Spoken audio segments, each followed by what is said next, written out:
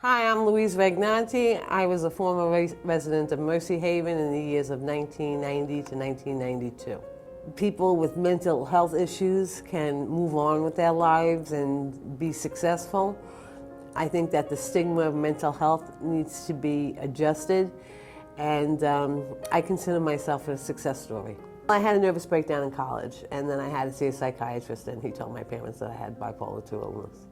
You know, I worked for the Garden City Hotel. I administrated a program that dealt with children with open heart surgery. I did a lot with a mental health diagnosis. But unfortunately, I found myself homeless in the city, and you don't want to be homeless in the city. I was about 33 years old. I was brought into St. Luke's Roosevelt Hospital. I got reevaluated, and that's how I came to Mercy Haven.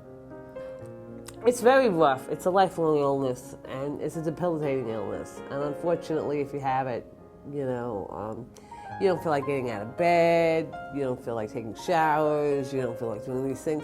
You have to force yourself to do these things all the time. You know, in order to live in our society, as competitive as it is today, you have to force yourself to get yourself generated. You know, I'm one of the lucky ones because I have a good family. If you don't have a family, it's very, very difficult because a lot of these people get abandoned.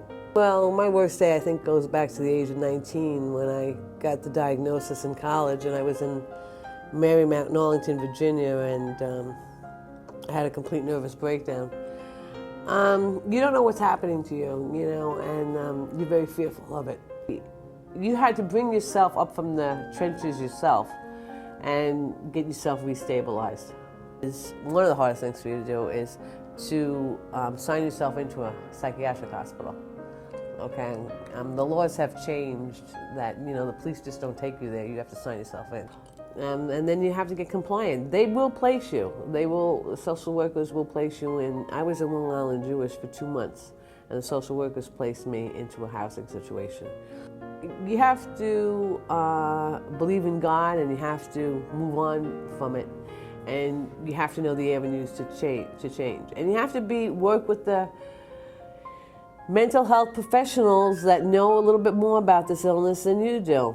And you have to be grateful. You know, I really believe that organizations like this really put people on the planet, because if they didn't exist, people would be homeless and walking around the streets, and there'd be a lot of people in jail, and it's very, very difficult. It's inhumane. And an organization like Mercy Haven helps people get better and gives them hope. Hope is everything that everybody wants in life. You know, they want a good life. They don't want to be, most people don't want to be homeless. And, you know, it gives the country a good name, and that's what we want. We want people to get better.